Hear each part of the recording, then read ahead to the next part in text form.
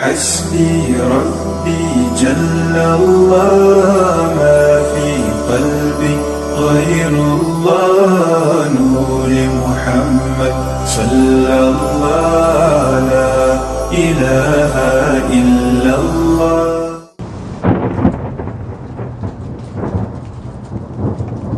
أعوذ بالله من الشيطان الرجيم. بسم الله الرحمن الرحيم.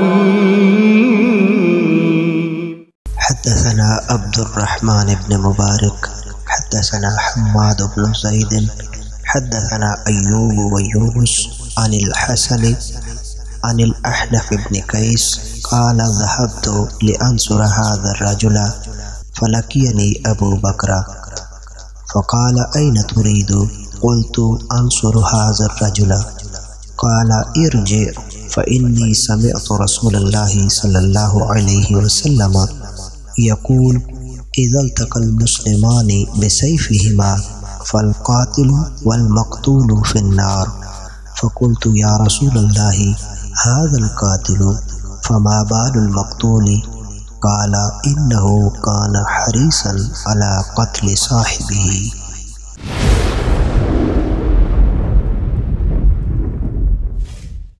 ہم سے بیان کیا عبد الرحمن بن مبارک نے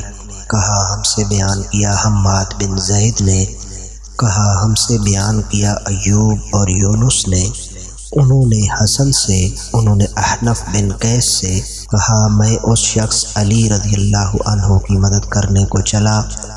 راستے میں مجھ کو ابو بکر ملے، پوچھا کہاں جاتے ہو؟ میں نے کہا اس شخص علی رضی اللہ عنہ کی مدد کرنے کو جاتا ہوں۔ ابو بکر نے کہا اپنے گھر کو لوٹ جاؤ، میں نے نبی کریم صلی اللہ علیہ وسلم سے سنا ہے، آپ صلی اللہ علیہ وسلم فرماتے تھے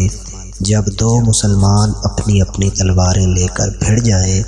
تو قاتل اور مقتول دونوں دوزخی ہیں۔ میں نے عرض کیا یا رسول اللہ قاتل تو خیر ضرور دوزخی ہونا چاہیے، مقتول کیوں؟ فرمایا وہ بھی اپنے ساتھی کو مار ڈالنے کی حرص رکھتا تھا، موقع پاتا تو وہ اسے ضرور قتل کر دیتا، دل کے عزم سمیم پر وہ دوزخی ہوا۔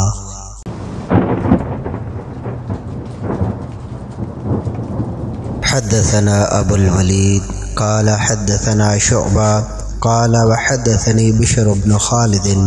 ابو محمد العسکری قال حدثنا محمد عن شعبہ عن سلیمان عن ابراہیم عن علقمہ عن عبد اللہ قال لما نزلت الذين آمنوا ولم يلبسوا إيمانهم بظلم قال أصحاب رسول الله صلى الله عليه وسلم أينا لم يظلم فأنزل الله عز وجل إن الشرك لظلم عظيم۔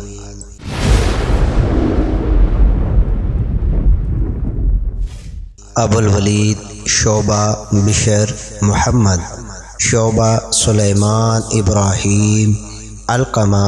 حضرت عبداللہ بن مسعود رضی اللہ تعالی عنہ سے مروی ہے کہ جب وحی جو ایمان لائے اور اپنے ایمان میں کسی ناحق کی آمیزش نہ کی آئی تو رسول اللہ صلی اللہ علیہ وآلہ وسلم کے اصحاب نے کہا ہم میں سے کون ایسا ہے جو ظلم نہیں کرتا؟ پس اللہ تعالی نے وحی بھیجی بے شک شرک بڑا ظلم ہے۔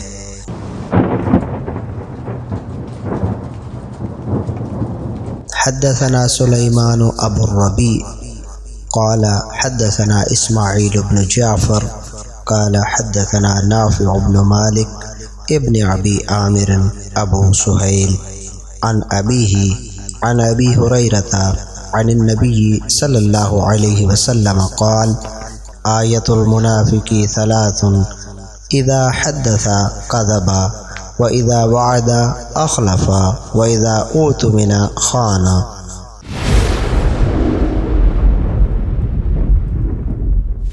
رسول اللہ صلی اللہ تعالی علیہ وآلہ وسلم نے فرمایا منافق کی 3 نشانیاں ہیں، جب بات کرے جھوٹ بولے، جب وعدہ کرے اس کے خلاف کرے، اور جب اس کو امین بنایا جائے تو خیانت کرے۔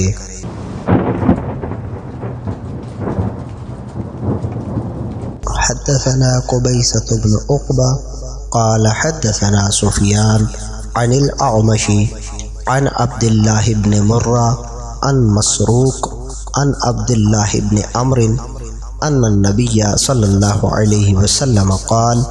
أربع من كن فيه كان منافقا خالصا،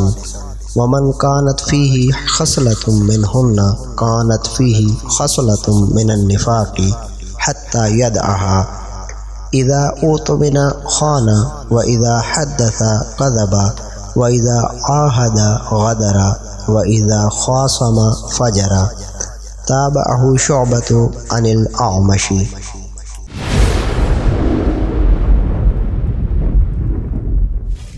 مسروق نے حضرت عبداللہ بن عمرو بن العاص رضی اللہ تعالی عنہ سے روایت کی ہے کہ حضور پرنور صلی اللہ علیہ وسلم نے فرمایا: جس شخص میں 4 باتیں ہوں وہ خالص منافق ہے، اور جس کے اندر ان میں سے کوئی ایک ہو تو اس میں نفاق کا ایک حصہ ہے جب تک کہ اسے چھوڑ نہ دے۔ جب امانت رکھوائی جائے تو خیانت کرے، اور جب بات کرے تو جھوٹ بولے، جب وعدہ کرے تو پورا نہ کرے، اور جب جھگڑے تو بیہودہ بولے۔ متابعت کی ہے اس کی شعبہ نے اعمش سے۔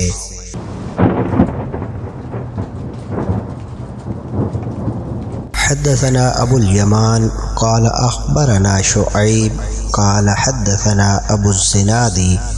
عن الاعرج عن ابی ہریرہ قال قال رسول اللہ صلی اللہ علیہ وسلم: من یقم لیلۃ القدر ایمانا واحتسابا غفر له ما تقدم من ذنبه۔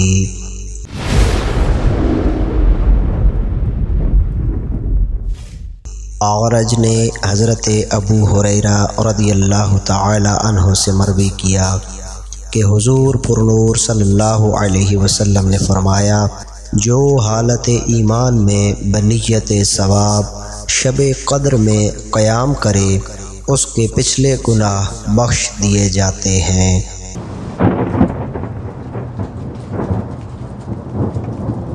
حدثنا حرمي بن حفص قال حدثنا عبد الواحد قال حدثنا أمارة قال حدثنا أبو زرعة بن عمرو بن جرير قال سمعت أبا هريرة عن النبي صلى الله عليه وسلم قال: انتدب الله لمن خرج في سبيله لا يخرجه إلا إيمان بي وتصديق برسلي أن أرجعه بما نال من أجر أو غنيمة أو أدخله الجنة ولولا أن أشق على أمتي ما قعدت خلف سرية ولوددت أني أقتل في سبيل الله ثم أحيا ثم أقتل ثم أحيا ثم أقتل۔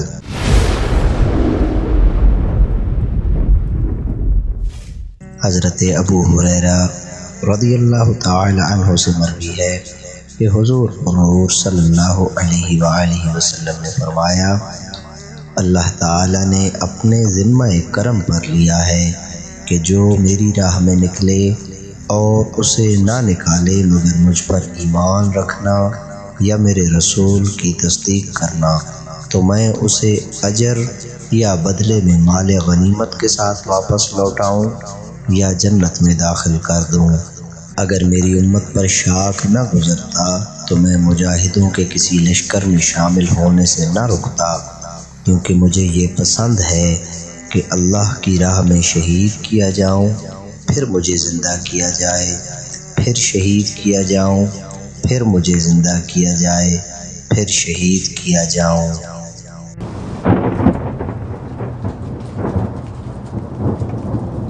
حدثنا اسماعیل قال حدثني مالك عن ابن شهاب عن حميد بن عبد الرحمن عن ابي هريره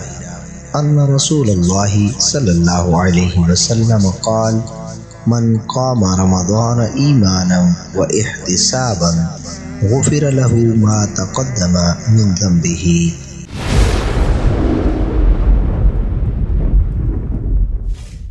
حمید بن عبد الرحمن نے حضرت ابو ہریرہ رضی اللہ تعالی عنہ سے مروی کیا ہے کہ حضور پر نور صلی اللہ تعالی علیہ وسلم نے فرمایا، جس نے ثواب کی نیت سے رمضان میں قیام کیا اس کے پچھلے گناہ بخش دیے جاتے ہیں۔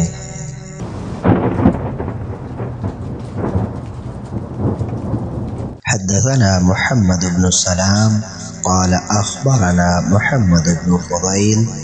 قال حدثنا يحيى بن سعيد عن ابي سلمة عن ابي هريرة قال قال رسول الله صلى الله عليه وسلم من صام رمضان ایمانا واحتسابا غفر له ما تقدم من ذنبه۔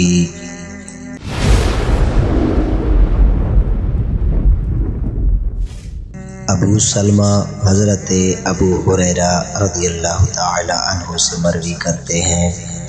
کہ حضور پر نور صلی اللہ علیہ وآلہ وسلم نے فرمایا، جس نے حالت ایمان میں بنیت ثواب رمضان کے روزے رکھے تو اس کے پچھلے گناہ بخش دیے جائیں گے۔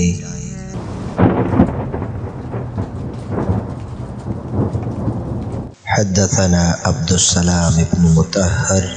قال حدثنا عمر بن علي عن معن بن محمد الغفاري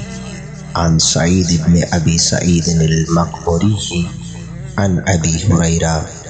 عن النبي صلى الله عليه وسلم قال إن الدين يسر ولن يشاد الدين أحد إلا غلبه فسددوا وقاربوا وابشروا واستعينوا بالغدوة والروحة وشيء من الدلجة۔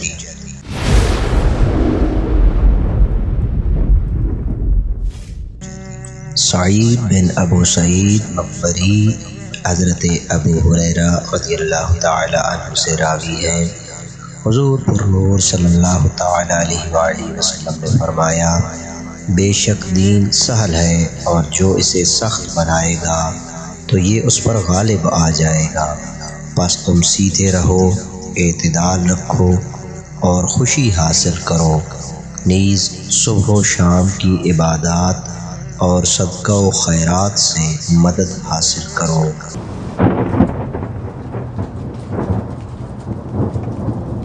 حدثنا عمرو بن خالد قال حدثنا زهير قال حدثنا أبو إسحاق عن البراء بن عازب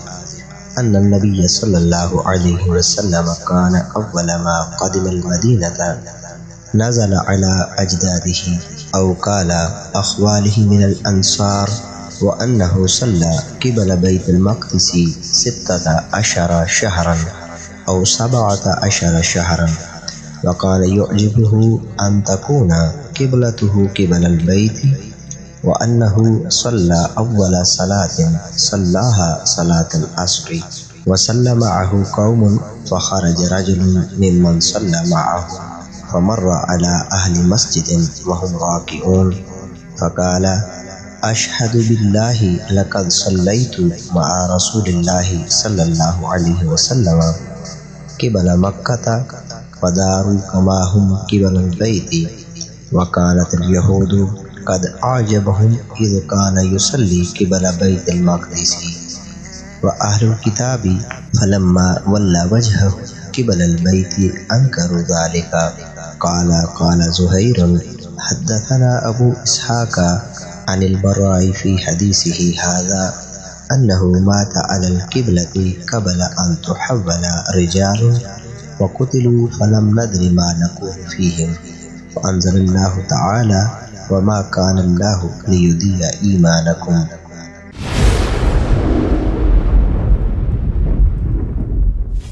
حضرت براء رضی اللہ عنہ سے مروی ہے کہ حضور پر نور صلی اللہ علیہ وآلہ وسلم جب مدینہ منورہ میں رونق افروز ہوئے تو اپنے ننہال میں اترے، یا بیان کیا کہ اپنے انصاری ماموں کے پاس، اور آپ صلی اللہ علیہ وآلہ وسلم 16 یا 17 ماہ تک بیت المقدس کی طرف رخ کر کے نماز پڑھتے رہے تھے، اور یہ خواہش کرتے تھے کہ نماز کے لیے قبلہ بیت اللہ مقرر فرما دیا جائے۔ آپ صلی اللہ علیہ وآلہ وسلم نے پہلی نماز جو اس کی طرف پڑھی وہ نماز عصر تھی، اور لوگوں نے بھی آپ صلی اللہ علیہ وآلہ وسلم کے ساتھ نماز پڑھی۔ آپ صلی اللہ علیہ وآلہ وسلم کے ساتھ نماز پڑھنے والوں میں سے ایک کا گزر ایک مسجد کے پاس سے ہوا جہاں نماز پڑھی جا رہی تھی۔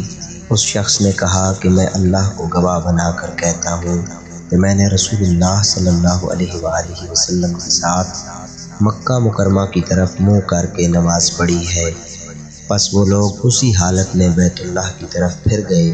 جبکہ بیت المقدس کی جانب رخ کر کے نماز پڑھا جانا یہود اور دوسرے اہل کتاب پسند کرتے تھے۔ جب لوگوں نے بیت اللہ کی طرف منہ کر لیے تو یہ بات ان کو ناگوار گزری۔ زہیر ابو اسحاق حضرت برا نے اپنی حدیث میں فرمایا کہ جو لوگ تحویل قبلہ سے قبل ہی فوت ہو گئے یا شہید کر دیے گئے تو ان کے متعلق ہم نہیں جانتے تھے کہ کیا کہا جائے، پس اللہ نے یہ وحی نازل فرمائی، اللہ کا یہ کام نہیں کہ تمہارے ایمانوں کو ضائع کر دے۔